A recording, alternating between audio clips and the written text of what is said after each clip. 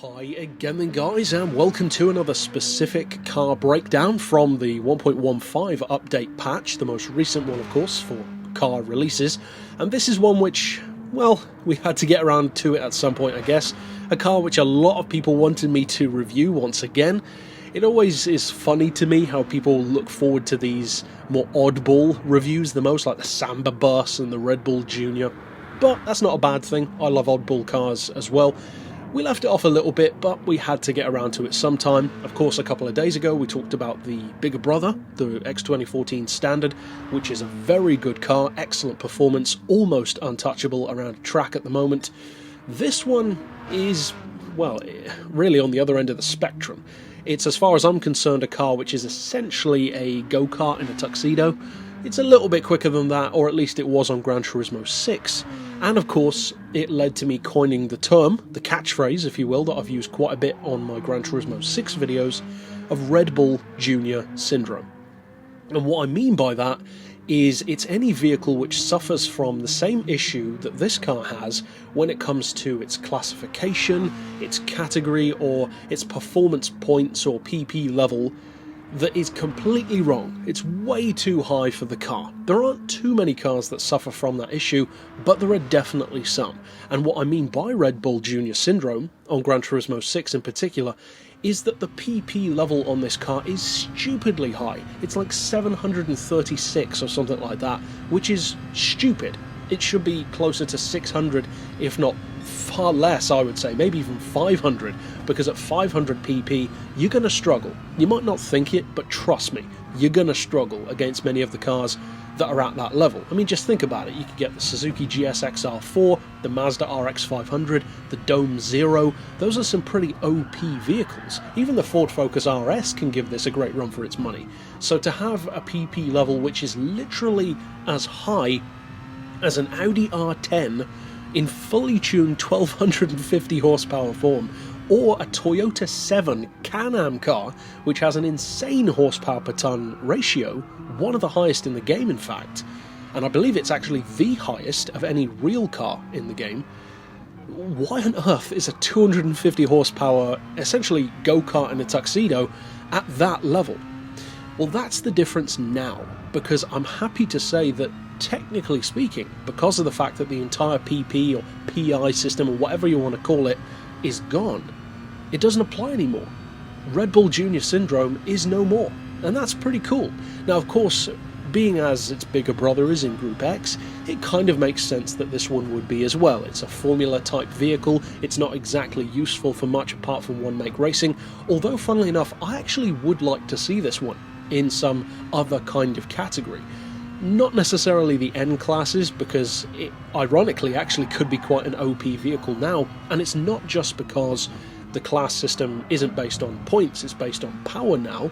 That would be an advantage for it for sure, but more so than that, there's a great thing that they've done with the Junior now. You can tune it. You can actually upgrade and tune this car in a better way than you could on Gran Turismo 6. Now on GT6 you could give it an oil change, and I can't remember what the full power was, but I think it was something like 258 horsepower, around 260, something like that, or 250-ish.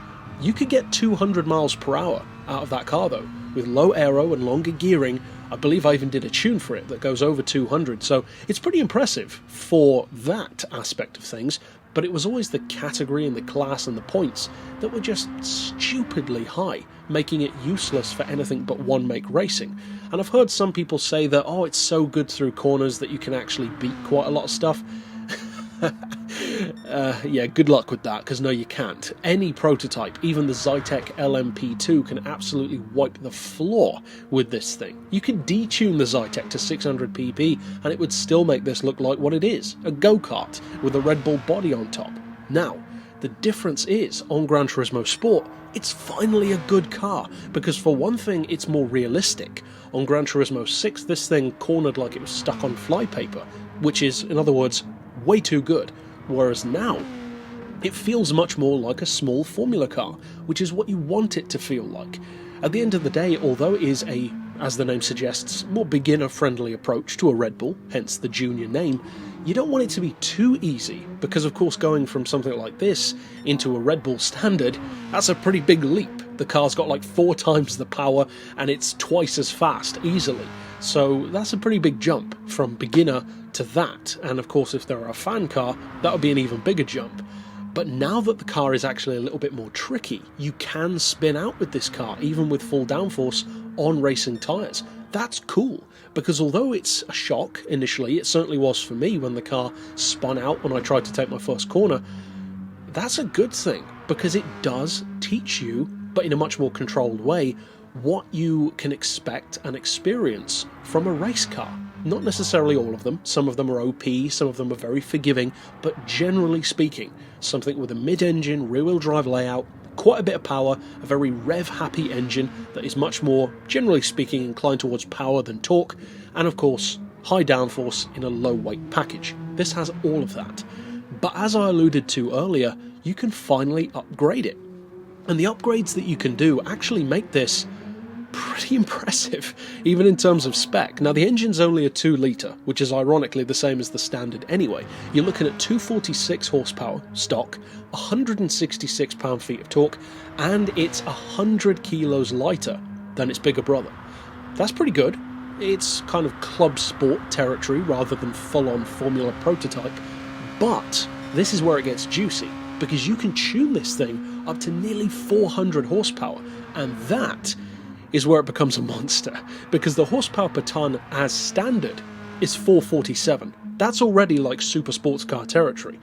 When you fully upgrade it, it's got 716 horsepower per tonne. That's literally prototype level. So for the first time ever, the Red Bull Junior is literally a prototype level machine, especially if you compare it to something like an LMP2 car. Because although the weight is way lower than most prototypes, it's a good, 350 kilos or more lighter than many of the other prototypes. But because it's that much lighter, it doesn't need anywhere near as much power to have huge horsepower per tonne and to just hook up the power, hook up the performance, and get around a track really quickly. Now the price has been hiked up, but for once, I think that's actually deserved, because with the Cobra, way back, one of the earliest DLC cars, that didn't really make much sense. Making it jump up to whatever it is, like 2 million credits, that's pretty steep. It's worth it, but it's steep. With this one, it totally makes sense, because it was 200 grand, but you could win it anyway on Gran Turismo 6, whereas now it's 350 grand. And of course, you could still win it, chances are. I haven't won anything like this in a daily payout yet, but there are plenty of people who do win stuff like this. Maybe it's because I'm a higher level, I don't know, maybe you get worse prizes. But either way, 350 grand is surprisingly affordable, and although Group X means that, of course, just like the standard, it's not really useful for much apart from driving on your own or one-make racing online, it's still a lot of fun. For drivers who are less experienced, who really want to not just jump straight into a prototype, but learn how to drive something like that, and in some ways a trickier car to drive than many of those, then the Junior's the way to go. The fact that you can upgrade the power makes it so much better than it was before. Being able to slap your own livery on it, like this one here with the Jaguar Formula E colours, that's cool. It just makes it that much better. The realism is improved, the sound is pretty good, but it was already quite a loud car anyway. It's a cool package. More power, more realistic handling. Yeah, it makes sense. Finally, guys, it's pretty cool to be able to say, we've got rid of Red Bull Junior syndrome. But that's it for this pick overall. Of course, I'll see you guys next time, and for now, as always, thanks for watching.